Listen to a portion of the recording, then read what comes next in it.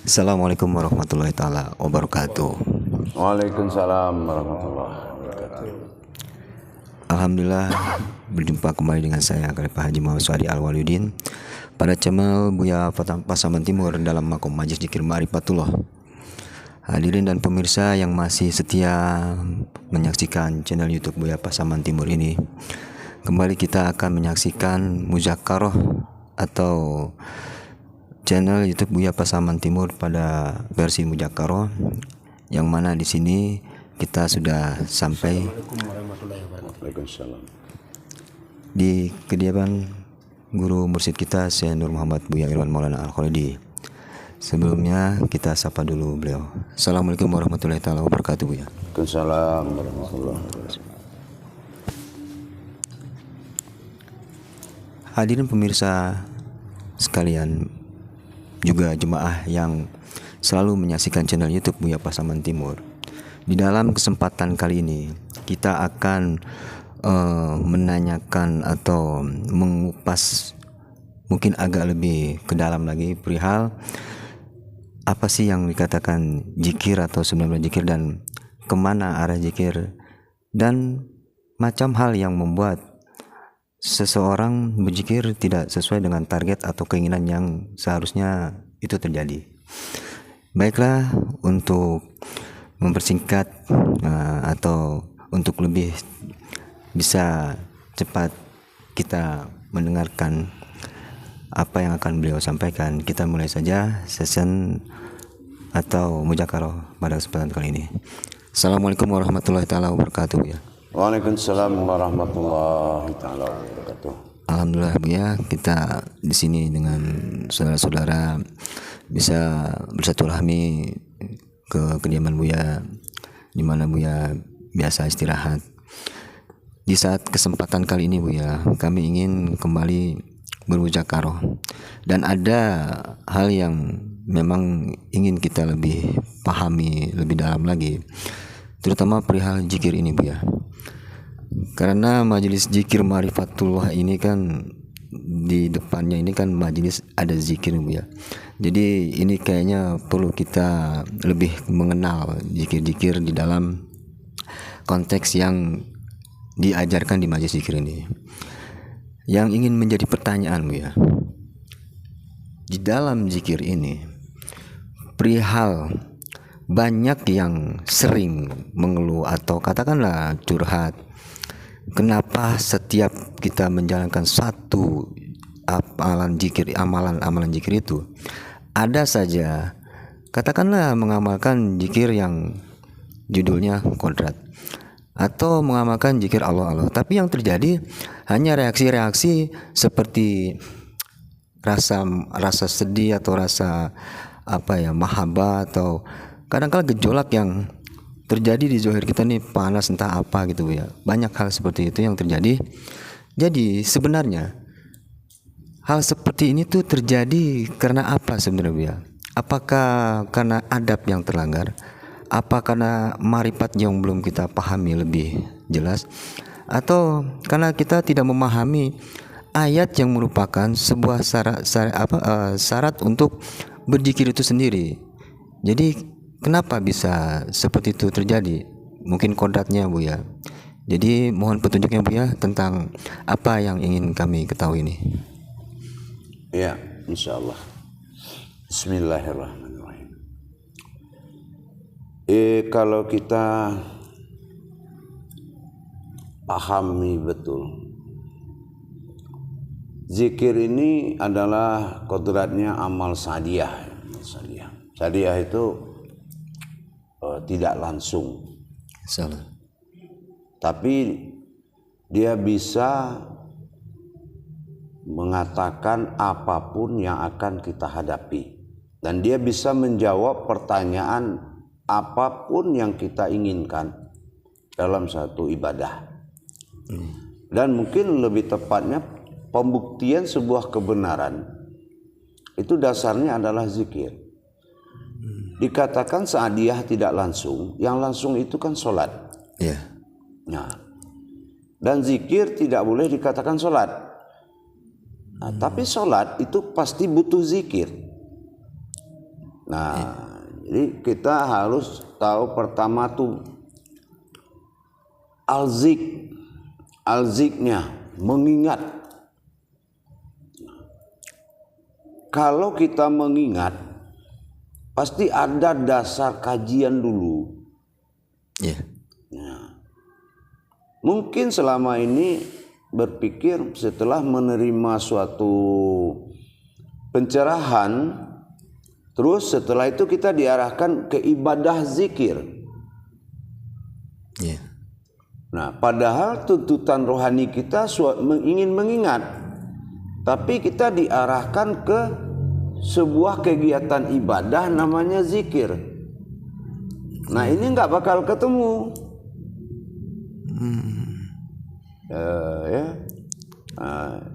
Jadi ini nggak bakal bisa dijawab oleh yang melakukan zikir. Iya. Kenapa? Kodrat zikir itu kodrat ibadah. Makanya nggak bisa mengalami suatu pensaksian. Nah, kecuali kodratnya ilmu. Nah, kalau kodrat ilmu, berarti jabariyahnya kita sudah terima dari guru. Nah, barulah mentajalikan sebuah makrifat, sebuah pandangan. Tapi kalau kita belum menerima jabariyah dari guru, itu zikir apapun gak bakal bisa kecuali ibadah. Jadi beda sini Bu ya. Pasti beda. Nah, contohnya zikrullah. Ingatlah Allah.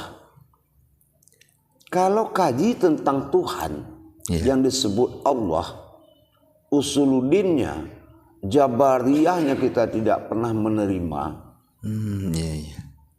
Untuk tahap pengenalan, dia kan dulu mengenal dulu baru ingat. Iya. Nah, kita nggak bakal bisa mendapatkan hakikat zikir yang sebenarnya, karena zikir ini tajali langsung. Perjalanan langsung yang harus dialami oleh seseorang dengan syarat memakai tubuh fanafilah. Artinya zikir itu menuju fana. Kalau fana itu tidak ada lagi sifat dan kodrat-kodrat kemanusiaan atau kodrat alam.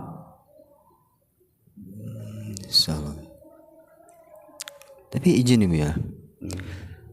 Kalau kaitannya seperti yang Buya sampaikan tadi, saya bisa menerima, karena tidak mungkin kita bisa mengingat kalau belum diingatkan Bu ya. Tapi akan halnya tentang mungkin ada bahasa orang memberikan amalan, itu yang dizikirkan. Ini kaitannya kemana nih Bu ya? Kalau ini serupa ayat gitu Bu ya. Ya, kita contohkan begini. La ilaha illallah. Tidak ada Tuhan selain Allah. Untuk menyaksikan pilihan tidak ada Tuhan selain Allah dan menetapkan ketuhanan, kita harus melalui proses mengingat. Nah, tapi sebelum proses ini mengingat atau tajalinya, kita harus mendapatkan dulu jabariyahnya dari seorang guru. Jadi ini sangat berpengaruh kepada kemampuan seorang guru dulu. Kalau seorang guru itu kemampuan jabariyahnya bagus, itulah yang akan menjadi tajali makrifat oleh seorang murid. Salah ya. Nah, itu ya, karena menyaksikan. Apa yang dikatakan menyaksikan? Ente bersahabat dengan ini. Saya menceritakan bagaimana caranya bersahabat, sehingga ente bisa mengingat bagaimana perjalanan persahabatan tadi. Salah. Ya kan? Berarti jabariyahnya sudah turun. Terus kita dijadikan amalia, kita zikirkan nama teman kita, tapi kita nggak pernah berteman. Temanku. Kapan jadi temannya? Untuk mengingat sebuah kenangan, kalau dalam bahasa sekarang, sebuah kenangan zikir ini asyik mashuk kalau dalam bahasa tasawuf, ya, orang yang larut di dalam sebuah pandangan, pasti harus ada kejadian. Ya nggak mungkin kita langsung bisa mendapatkan kejadian. Iya, tidak mungkin. Inilah tanggung jawab seorang guru, menjabariahkan daripada sebuah isi daripada zikir atau yang akan diingat. Salah ya. Lalu perihal zikir ini, kalau ditelaah lagi Bu ya, ini kan banyak macam nih Bu. Nah di sini saya ingin menanyakan, kalaulah memang ini ada semacam bagian tingkatannya, ini masuknya kalau katakan ini sebuah golongan, ini berapa Bu kira-kira zikir ini digolongkan, atau berapa jenis, atau mungkin istilahnya apa gitu Bu ya? Kalau memang ini kan beda-beda Bu ya, mohon petunjuk ya Bu ya. Ya, kalau hanya untuk kodratnya seperti itu sebanyak kajian pada zat, kebanyak kajian pada sifat, dan kebanyak kajian pada sir, dan sebanyak kajian pada batin. Dan itu tidak boleh luput dari pandangan atau ingatan. Nah, kenapa? Gitu. Sama umpamanya begini. Lam alif la artinya tidak. Padahal lam alif itu alamnya Allah. Nah, bagaimana kita bisa menyaksikan alam Allah yang tidak ada tadi, tapi ada? Nah, bagaimana masuk ke alam tiada? Lam alif, alam sir. Nah, coba kalau seandainya seorang guru tidak menjabarkan kajian ini, kita untuk bertajali ke dalam huruf itu, kodrat huruf tadi, lam alif tadi, alam sir tadi, yang diakui kodratnya ada dan tiada, dikatakan tiada, ada hurufnya la, dikatakan ada, artinya tidak ada. Tidak ada, iya. Benar. Nah, untuk memasuki alam tidak ada, siapa yang bisa tembus? Yaitu sebuah pandangan, pensaksian, sebuah ingatan. Itu setelah ada Jabariyah. Salam ya Bang. Nah, Jabariyah ini kalau kita tingkatkan mungkin bisa juga sebagai petunjuk dari Allah, tidak juga guru. Iya, benar. Umpamanya kita mendapatkan suatu mimpi, Allah didik kita, Allah dengan sifat karimnya dia mengajarkan, akhirnya kita coba dengan zikir. Tapi karena budaya atau syarak agama membuat kita memilah-milah, jadi tidak bisa memilah-milah. Kalau ingat tasbih baru kita ingat zikir. Iya. Gitu ya. Ingat tasbih, itu baru ingat zikir kita. Iya benar. Padahal zikir itu mengingat. Tidak perlu pakai tasbih pun harus mengingat, bisa mengingat ya Bu ya. Tapi karena ini ada golongan ibadah, maka ada perintah syariat. Yang kriteria golongan ibadah itulah memakai. Tujuan syariat ini ada hakikat di balik syariat. Nah, ya kan? Salam ya. Jadi berarti di samping kita memahami Jabariyah, kalau tadi dari penjelasan Buya mengenai la, ini kan berupa makom. Kalau begitu harus paham juga kita makom-makomnya dari Jabariyah itu Bu ya. Nah, itulah. Makanya itulah kuncinya kenapa Al-Quran itu tidak menerangkan cara sholat, cara zikir, karena kodrat ilmunya bertajali kepada kodratnya Muhammad. Ya, makanya tidak mencukupi dia lagi 6.666 ayat. Kecuali masuk kodrat Muhammad kembali mim ha mim dal. Nah, artinya begitu. Inti sari daripada sebuah Jabariyah adalah ilmu. Nah, ilmu ini pada guru kita. Guru kita itu siapa? Rasulullah. Dan Al-Quran tinggal menjadi pedoman. Pedomannya cuma satu, mencari Allah bermakom Rasulullah. Nah, iya. Salah. nah, Salah. umpamanya begini, kita berzikir, Iya. mengingat, terus kita digigit nyamuk, pasti kita hilang konsentrasi, Iya. tahu nggak? Iya. Kenapa?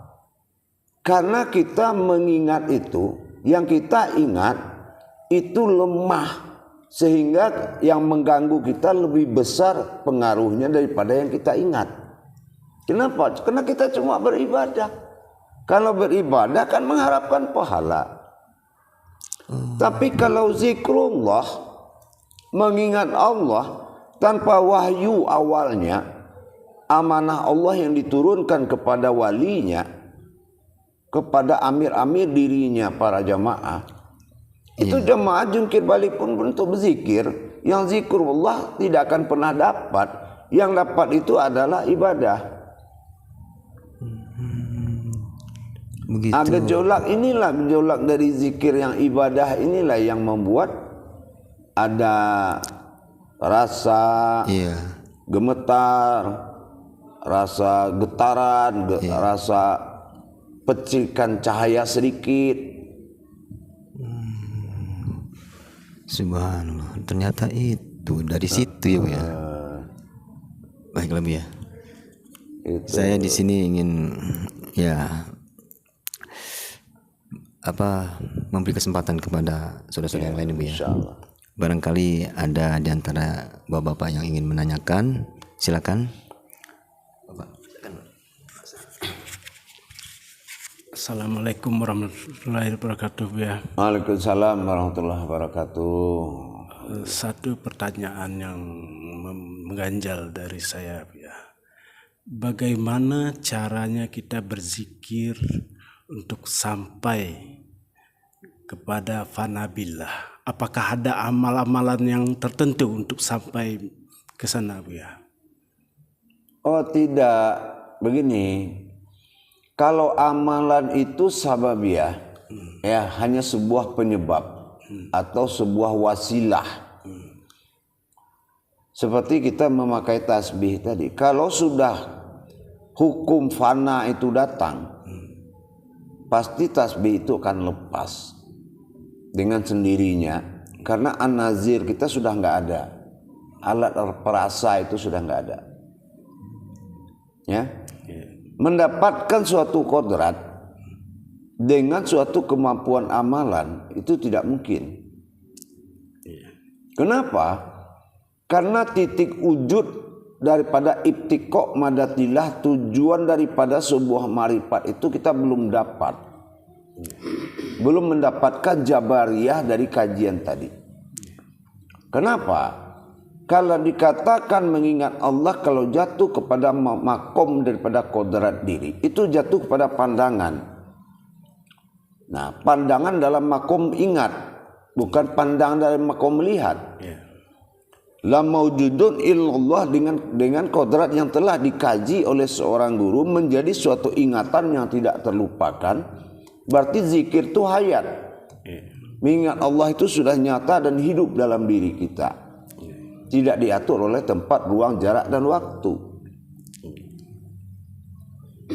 Jadi kalau ini penempatannya salah, bukan salah ya, tidak pada tempatnya itu sering terjadi. Dikala kita kaji kepada zikir ma'rifatullah, zikir dalam tahap pengenalan kepada Allah, kita diikat oleh hukum ibadah oleh seorang guru. Nah inilah rancunya zikir tadi. Kita ingin mengingat Allah, tapi kita masuk kepada ranah tata tertib ibadah. Ini akan berdampak kepada tafakur yang tidak bisa menjadi takzakur, apalagi takarub.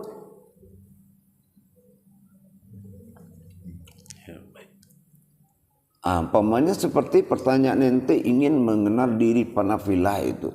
Berarti kan nggak bakal ada. Kenapa? Kita harus belajar dulu mendirikan diri panafilah. Iya. Nah, diri panafilah ini harus diingat. Iya. Nah, itulah zikir. Iya. Karena makomnya sudah ada, jabariyahnya sudah ada. Jadi kadang-kadang kita diikat oleh suatu hukum ibadah yang membuat kita tidak bisa mendapatkan suatu ma'rifat. Dan tidak boleh keluar dari ma'rifat ibadah. Ini umpamanya sudah ke tingkat ma'rifat, tapi duduknya duduk tafakur. Ini nggak bakal jalan. Duduknya harus tazakur, duduk tahiyat awal. Nah, seperti yang pernah kita kaji. Itu kaitannya seperti itu. Ya, terima kasih ya. Ya, insya Allah.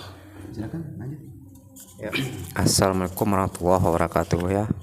Waalaikumsalam warahmatullahi wabarakatuh. Saya nanya gini, zikir itu mengingat Allah ya. Nah, hakikatnya saya juga dulu pernah mengamalkan zikir yang pakai hitungan Bu ya.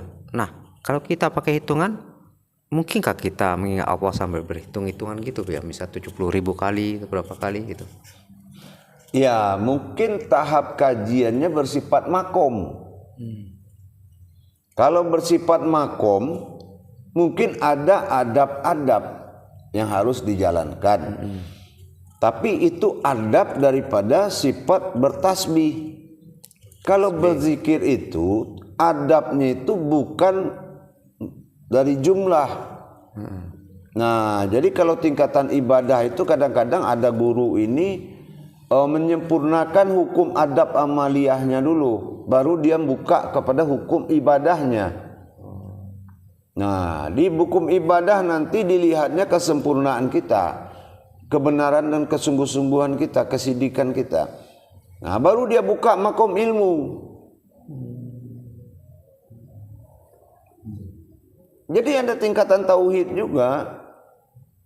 Gitu.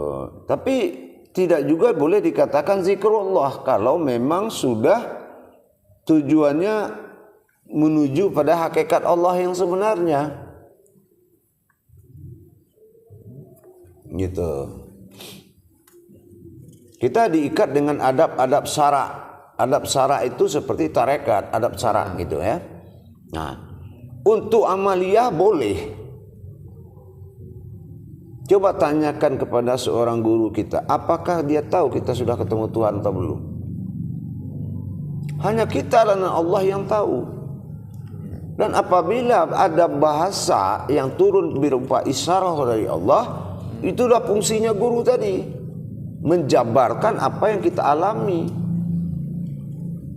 Agar gayung bersambut gitu. Kita tahu bahwasan Allah sudah bicara dengan sebuah keadaan. Umpamanya datang titik kecil lama-lama membesar cahayanya sampai kayak menabrak kita. Kita nggak ngerti. Nah, di sini harus ada penuntunnya, pembimbingnya. Tapi kalau perbuatan hakikat marifat itu kembali kepada kodrat diri yang berzikir.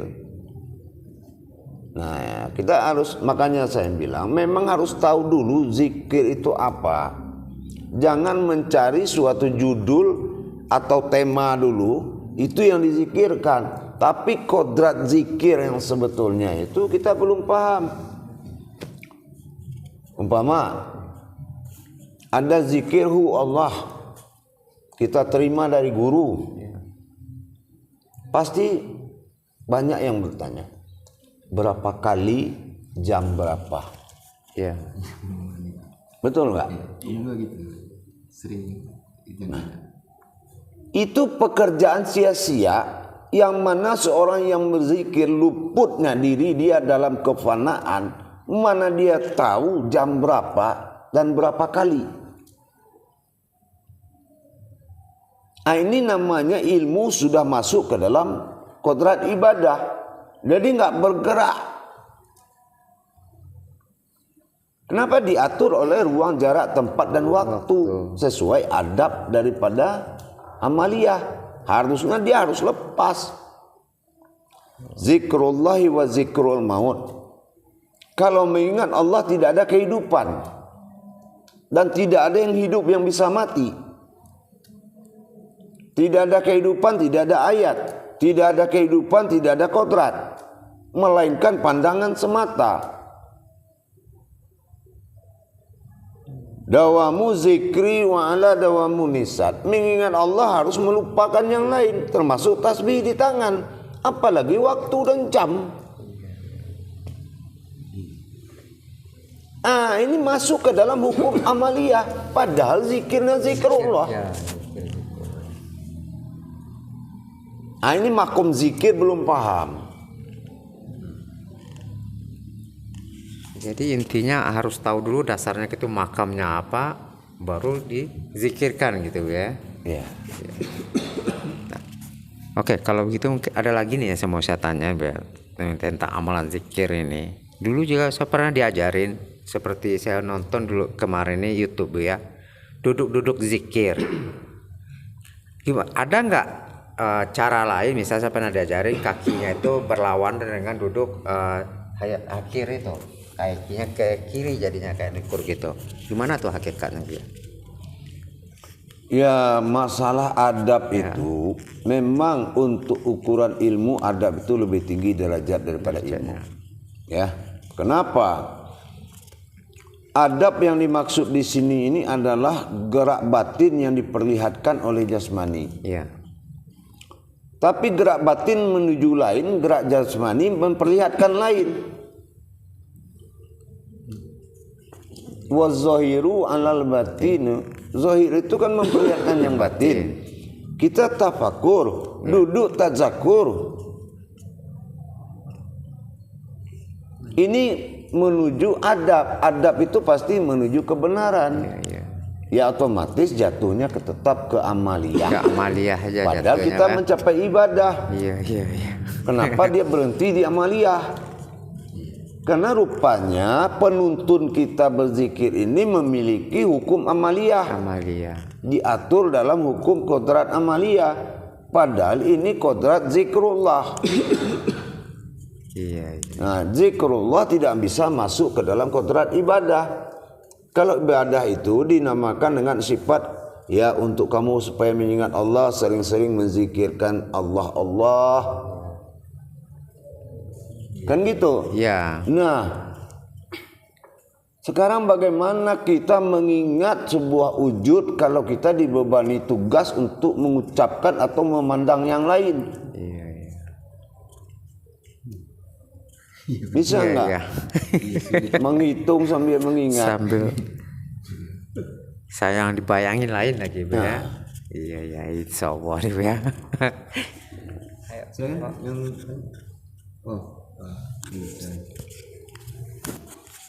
Assalamualaikum warahmatullahi taala wabarakatuh Bu ya.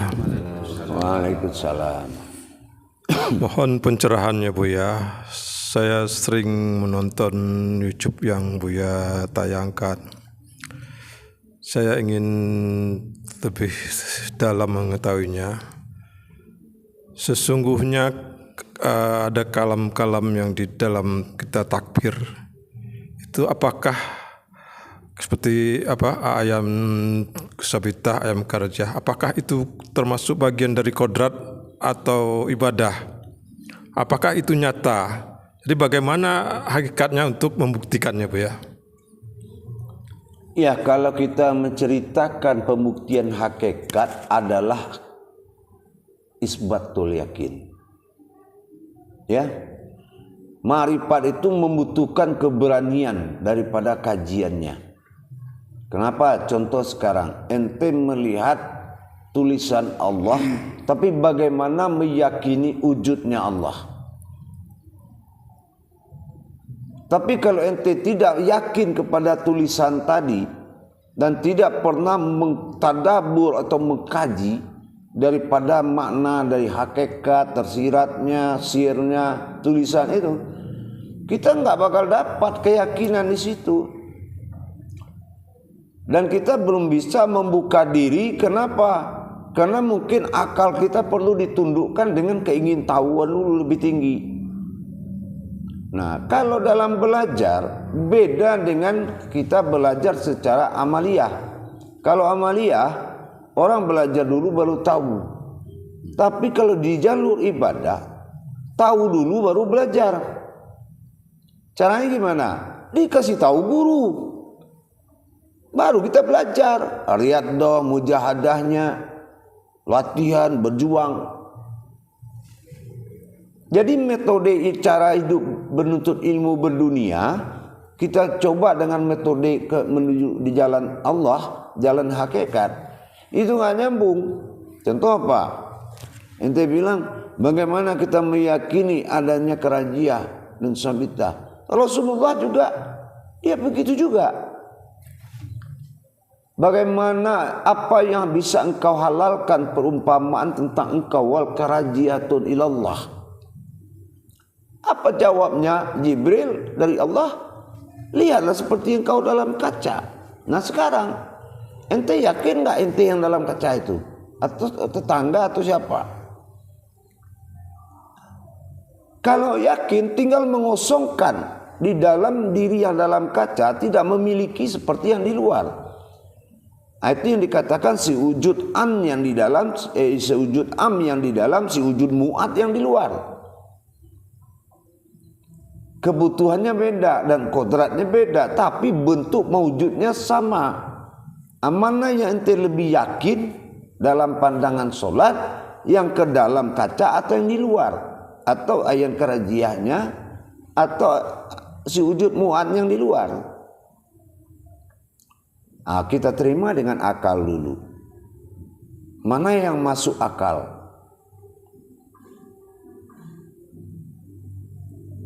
Gitu. Harus ada dasar alasannya.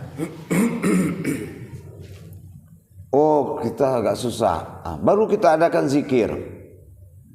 Bagaimana sejarahnya mewujudnya nanti ayan sabitah ke dalam ayan kerajiah dengan zikir hu Allah.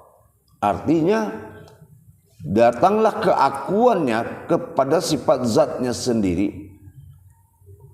Kita saksikan kedatangan itu dengan tidak berpedoman kepada hu Allah tadi. Karena hu Allah ini adalah kalam guru, menerangkan wujud dan menerangkan kejadian. Nah, kejadian inilah yang menjadi ingatan, bukan hu Allah yang diulang-ulang.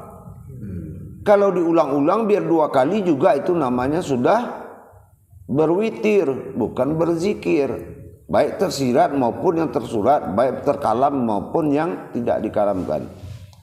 Tetap aja, oh napas turun naik, ada turun. Nah ini sudah 2 dihitungannya, naik lagi dah 3, turun lagi dah 4. Ya kan? Nah jadi yang mengingat itu sudah lupa kepada sifat daripada amaliyah seperti itu. Jadi bagaimana kita untuk mendapatkannya? Makanya orang tidak pernah berpikir zikir batin itu dapatnya dari mana oleh gurunya. Tapi dia langsung iya aja ke gurunya karena zikir hu Allah, Allahu Allah Allah. Ih ha hi hu. Pernah nggak diterangkan ini zikir keluar dari mana? Itu baru mentahnya berupa ayat. Biar hu Allah itu tetap juga mentah. Masih ada huruf di situ. Nah, sementara huruf ini harus lenyap menjadi kauliyah.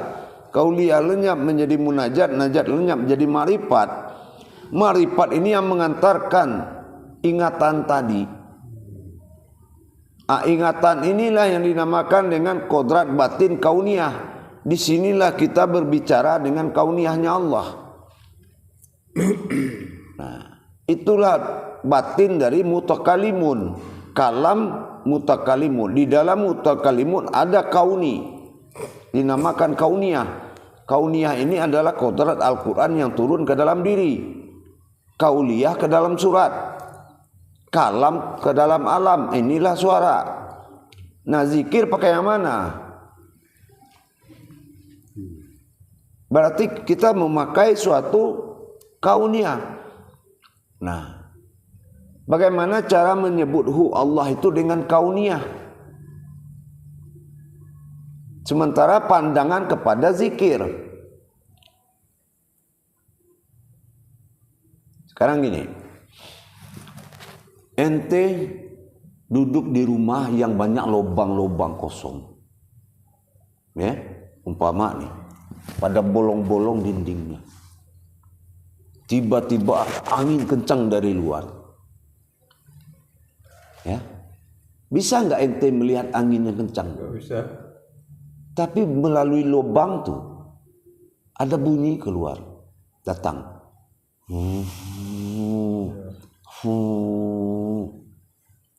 Oh, itulah datang dia. Berarti ente sudah tahu dengan angin tuh. Ini aku, katanya. Karena bocor, karena lubang. Bisa ente dengar angin tuh bercerita. Terus tinggal ente jawab Allah. Allah zat. Cocok kan? Nah, itu yang ente ingat tuh. Bagaimana aku masuk ke dalam tadi, ke dalam zat. Ya kan? Aku bertajalli kepada zatku. Itu angin yang datang ditunggu oleh yang duduk di dalam.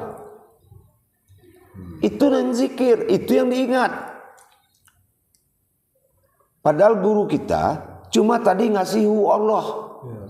Tiba-tiba dikatakan zikir batin. Kita Allah. Ya, kita sudah witir. Berubah ya. Meskipun disirkan tapi tetap aja. Tapi kalau kauni bunyi, itulah titik wujud daripada zikir. Kauni yang bunyi. Contoh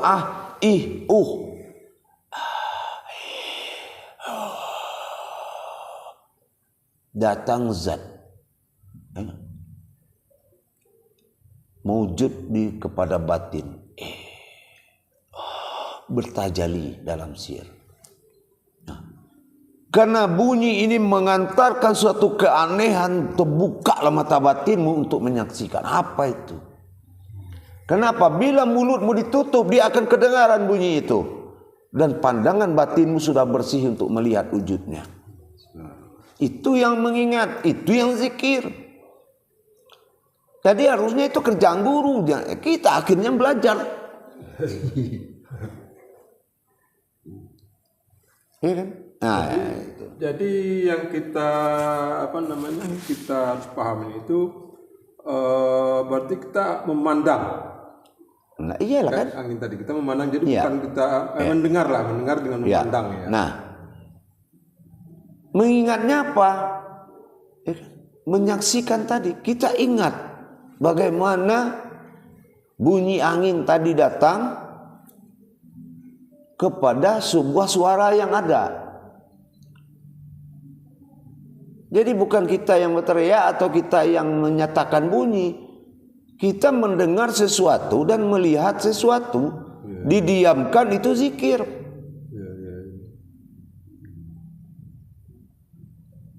Tapi yang dizikirkan diam aja. Bagaimana apa yang disaksikan? Zikir tuh bunyi dia tuh. Bunyi sungguhnya ya. Iya. Coba zikir A-I-O. A-I-U. Coba. Gimana cara zikirnya menjadi sebuah ingatan? Karena kita dituntut untuk melihat tajalinya. Naik batin sirnya Allah dengan ya. Begitu dia naik dengan datang naik lagi. Dia turun dibawa oleh batin bertajali meliputi sekalian alam.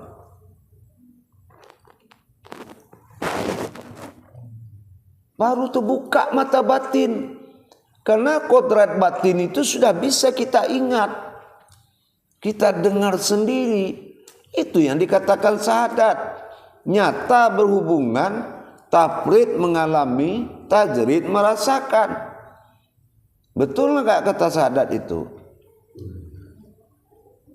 Kalau merinding-merinding itu bukan Tuhan, hantu. Nah, gitu Jadi kita boleh fanatik, tapi jangan fanatik kepada jalan syirik. Mungkin bagi akal kita itu suatu keanehan. Anehnya apa? Karena itu syirik. Tapi pakaian batin, rasa itu akan beda. Usir, rasa yang muncul dari rahasia itu akan beda dengan rasa an-nazir. Seperti orang yang rindu kepada Allah dan selalu menangis, dia tidak pernah ketemu. Itu baru rasa.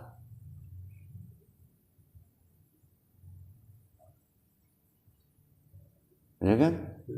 Nah, itu insyaallah. Terima kasih Bu ya. Assalamualaikum warahmatullahi wabarakatuh. Waalaikumsalam warahmatullahi. Assalamualaikum warahmatullahi wabarakatuh Bu ya. Waalaikumsalam warahmatullahi wabarakatuh. Alhamdulillah, pertanyaan Pak Willy sangat luar biasa ya. Alhamdulillah. Ya, sekian banyak wawasan yang Bu ya kasih sama saudara-saudara atau yang di luar sana. Ada pasang-pasangannya, ada wujud, ada maujudnya, ada zahir, ada batinnya. Gitu ya Bu ya. Insyaallah. Jadi yang dikatakan makrifat ini sesuai dengan iman Islam, tauhid, makrifat. Itu masih, pribadi saya masih curiga tuh ya. Sesuai dengan majelis kita, makrifatullah. Di mana yang dikatakan zikir makrifatullah, mana yang dikatakan bermakrifat, mana yang dikatakan makrifat. Ya. Sebetulnya kalau kita disampaikan ke jalur kata makrifat, itu jatuhnya ke ibadah. Ya. Bukan batin. Ya. Kenapa? Itu to di belakang. Ya. Nah, kalau to, apa yang dilanjutkan? Putus. Nah, ini sebetulnya kodratnya ilmu. Ya kan? Ma'rifat, sholat. Coba. Tapi di azan, dia panjang. Tapi nggak sholat. Hayya 'alal sholah. Sholah. Menuju lam alam zat. Ya.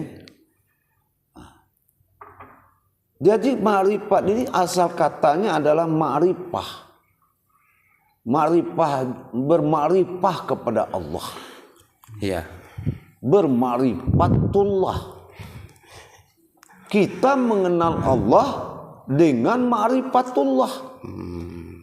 Allah melihat, disitulah kita kenal Allah. Setelah Allah itu ma'rifat pada diri.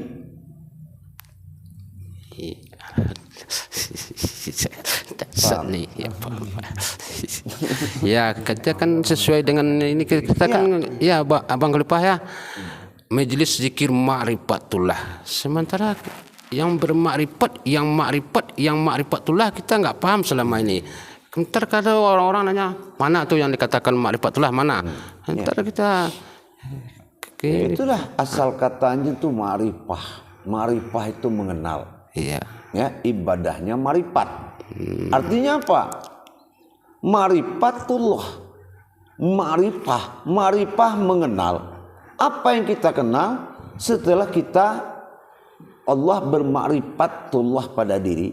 Setelah Allah melihat, barulah kita kenal. Iya, baru kita menyaksikan ya. Itulah dia. Kita menyaksikan ya. Oh, mana ada ma'rifat kita? Ya kan ini ya, jadi masalah ya. Iya. Dicari di rukun Islam, di rukun tauhid, enggak ada ma'rifat. Tapi di situ sudah ada namanya. Kan ada ma'rifatur, ya. ma'rifatur ruh, Ma'rifatu qalbu, Ma'rifatu sir. Iya. Semua ada nama. Ini Ma'rifatullah. Insyaallah. Coba bagaimana kita bisa menyaksikan wajahnya Allah kalau tidak Muhammad yang melihat? Bagaimana kita melihat Muhammad kalau Allah yang tidak melihat? Nah. Alhamdulillah, terima kasih banyak ya Bu ya. Assalamualaikum warahmatullahi wabarakatuh. Waalaikumsalam. Subhanallah, luar biasa sekali. Jadi kalau sedikit saya tambahkan dari apa yang dipertanyakan Papa Rewa ini, kalau saya ambil sepintas, rupanya penjabaran Buya kalau di mana ya? Majelis Zikir Ma'rifatullah ini majelis untuk mengingat dan mengenal Allah rupanya. Umatnya mengingat setelah dia mengenal Allah. Insya Allah. Ya? Benar. Nah, makanya mana ada taklimnya kan? Iya. Kan itulah dia. Mana bisa Allah ditalimkan kan gitu. Iya. Benar. Nah, Terjawab juga rupanya pertanyaan-pertanyaan saudara-saudara kita yang lain. Jadi alhamdulillah ya, di kesempatan kali ini dari yang Buya jabarkan, saya menyimpulkan ya, mohon dikoreksi bahwasannya zikir itu sebelum kita melaksanakan sebuah zikir yang memang kita inginkan untuk melaksanakannya, kita sebenarnya harus memahami dulu dari jabariyah yang akan kita ingat ini seperti apa. Karena kalau tidak kita tahu jabarnya, bagaimana kita ingat perjalanan sebuah ayatkah, sebuah kodratkah, seperti itu. Di samping itu juga kita harus memenuhi syarat dan adabnya sebelum kita melaksanakan sebuah zikir. Ini yang saya ambil dari Buya jabarkan tadi Buya. Mohon koreksi Buya. insyaallah. Lalu ketika semua itu sudah kita laksanakan, akhirnya di posisi kodrat mana kita akan paham bahwasanya yang berzikir itu siapa. Ternyata seperti itu ya, kurang lebihnya yang saya ini. Insyaallah. Alhamdulillah, sebenarnya masih ingin juga saya banyak yang ingin saya pertanyakan, namun karena waktu juga nih Bu ya. Tapi setidaknya di tayangan Mujakaro kesempatan kali ini banyak sekali ilmu yang Buya sampaikan. Tapi sebelum ditutup nih Buya, ada satu pertanyaan lagi Buya, karena masih penasaran nih Buya. Pada saat Buya menjelaskan di tayangan channel YouTube asal usul zikir batin itu syahadat kan Buya? Apakah kita harus mendengar atau harus memahami dulu jabariyah dari proses batin itu barulah kita berzikir, atau kita batas memahami dari kalimat la ilaha illallah ini pecahnya kemana, atau seperti apa maksud dari mengingat di sini Bu ya dalam kalimat la ilaha illallah ini? Kalimat la ilaha illallah itu kalau mau masuk ke alam hakikat daripada kodrat hakikat apapun harus menjadi kalimatul hak. Ya. Nah, itu syarat. Harus lebur menjadi kodrat. Itulah yang dikatakan kalimatul hak la ilaha illallah wa Muhammad Rasulullah. Syaratnya apa? Fa'alam anahu, harus mengenal aku. Salam ya. Ya, fa'alam annahu la ilaha illallah. Subhanallah. Alhamdulillah ya. Jadi sengaja saya ulang-ulang kembali karena agar lebih bisa dipahami lagi Bu ya. Terutama bagi saya juga umumnya bagi saudara-saudara di sini dan yang menyaksikan channel YouTube Bu ya Pasaman Timur ini Bu ya. Jadi karena ya waktu juga lah yang memang tayangan ini dikasih waktunya untuk di akhir ini Bu ya, kembali saya ingin mendengarkan petua dan nasihat dari Bu ya. Mohon Ya, insyaallah. pencerahan Bu ya. Insyaallah. Pesan saya enggak banyak. Pastikan kamu mengingat Allah. Dan pastikan sholatmu menghadap Allah. Insyaallah. Insyaallah Bu ya. Terima kasih Bu ya. Mudah-mudahan bisa menjadikan satu motivasi, sehingga apa yang memang kami terutama para salik ini kejar, terutama itikadnya kepada Allah itu menjadikan benar dan menjadi sebuah itikad yang kuat di diri kami semua, Bu ya. Terima kasih, Bu ya. Allah. Baiklah hadirin dan pemirsa sekalian yang masih setia menyaksikan channel YouTube Buya Pasaman Timur ini yang di Makom Majelis Zikir Ma'rifatullah. Demikianlah tadi pertanyaan demi pertanyaan dari kami kepada guru mursyid kita, dan seperti apa yang tadi dijabarkan luas oleh beliau, apapun itu berupa ilmu, terutama ilmu di sini bisa menjadikan hal yang bermanfaat dan bisa kita terapkan di keseharian kita, sehingga menjadikan keberkahan pada kehidupan kita. Kiranya demikian penayangan Mujakarah pada kesempatan kali ini. Kurang lebihnya saya mohon maaf. Saya Khalifah Haji Muhammad Shalih Al-Waliyuddin. Akhirul kalam billahi taufiq wal hidayah. Wassalamualaikum warahmatullahi taala wabarakatuh. Waalaikumsalam warahmatullahi wabarakatuh.